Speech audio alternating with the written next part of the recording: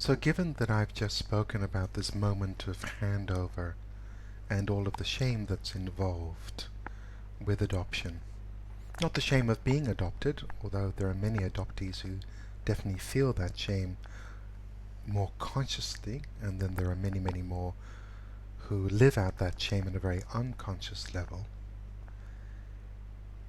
It's important to know that it can be healed.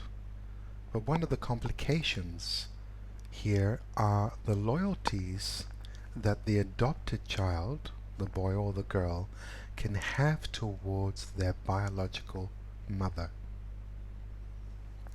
Either way, no matter how we look at it, whether the biological mother absolutely categorically did not want to have a child and gave that child away, it is a very unnatural process.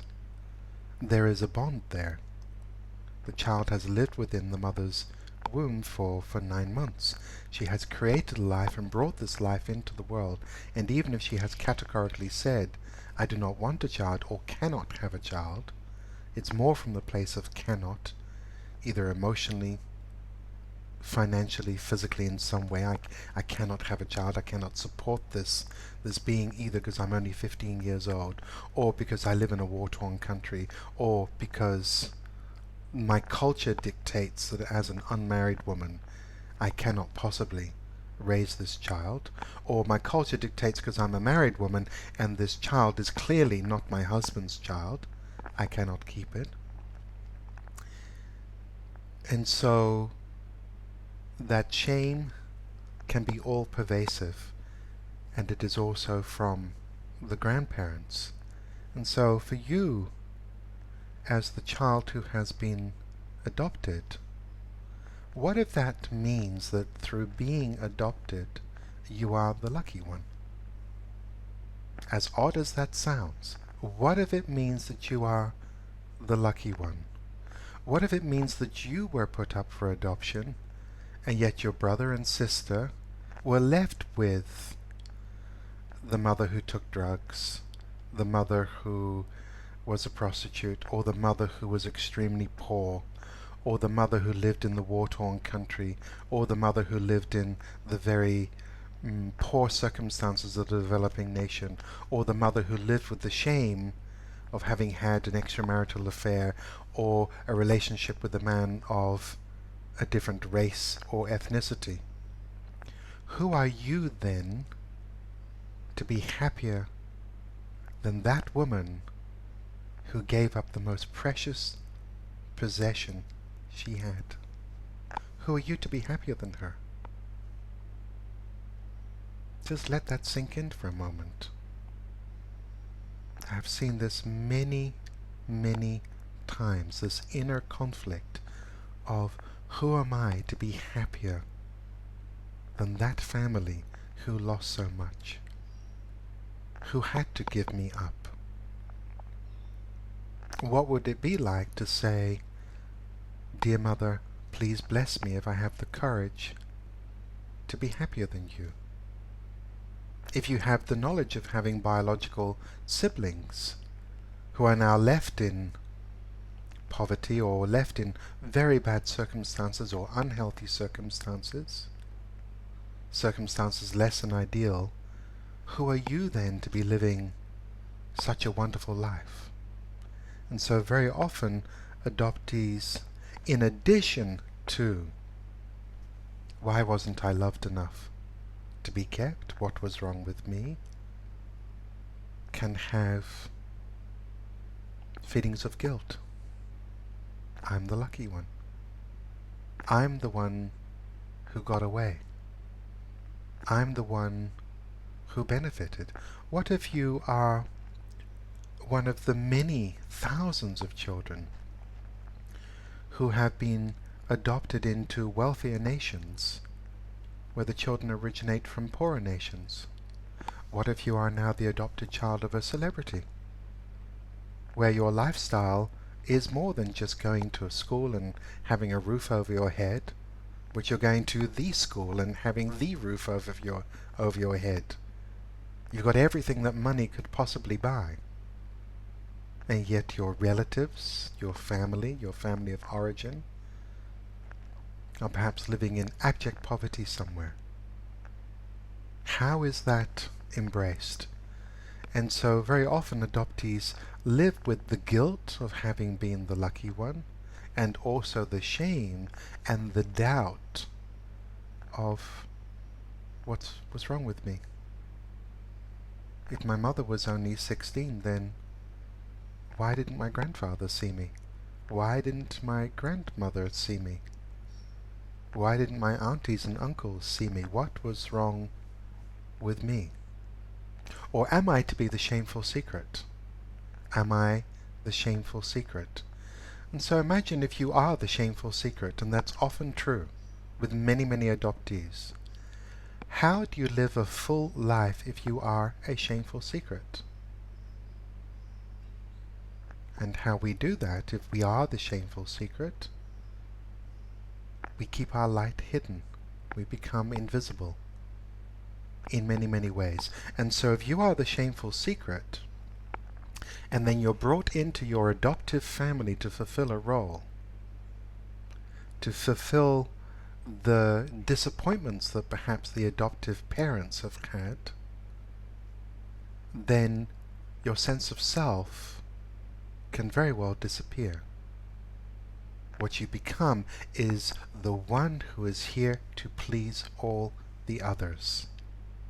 Not please the self, but the one who is here to only serve and please all the others. Other things can happen within that as well. That can also be a reason to develop a very powerful and strong personality as well, in order to become something, to become someone.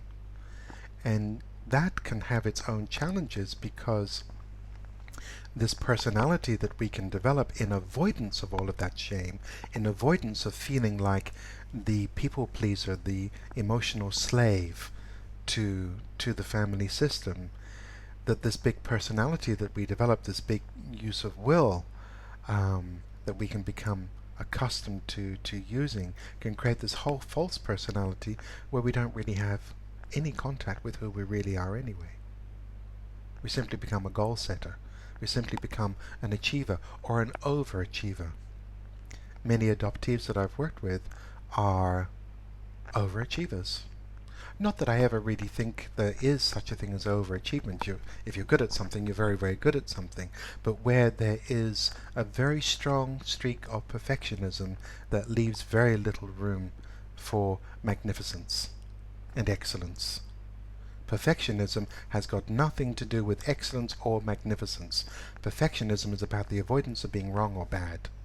It is not about stepping into this heartfelt shining of the essence, stepping into your inner beauty as manifested externally through the excellence of what it is that you're able to do and to achieve. It is something really, really quite different. And so adoptees can either live a very small life, or live a life of virtual servitude, ignoring their own needs, only putting the needs of others before them, or consistently doing that, stepping into abusive relationships because they are unimportant. Who am I anyway? Or live a life of exceptional achievement, which is driven by perfectionism. It's driven by, I cannot tolerate that anyone could ever see how bad I am, and therefore I will be as good as possible. Of course, these problems exist with non-adopted people as well. But what we're looking at here is what is especially true, what can be especially true. I have to say what can be especially true with adoptees. And so this life of not quite belonging, not quite bonding, not quite fitting in, and not ever being quite good enough, being quite perfect enough, can be a life of great burden and loneliness and separation for adoptees. And a lot of this has got to do with the shame that they can be conceived in, particularly of the conception, is as a result of a relationship that should be secretive, or a rape, for example, or something that is socially unacceptable. And then the deep realization that it's not just one individual, but an entire family gave me up. And that's often difficult to realize. People think, oh, my mother gave me up. But there's more to it than just your mother. What about your grandparents? Aunties, uncles, father? What about the father's parents? So I was given up by an entire family system. So there's often a deeper question of, what was wrong with me? What is wrong with me?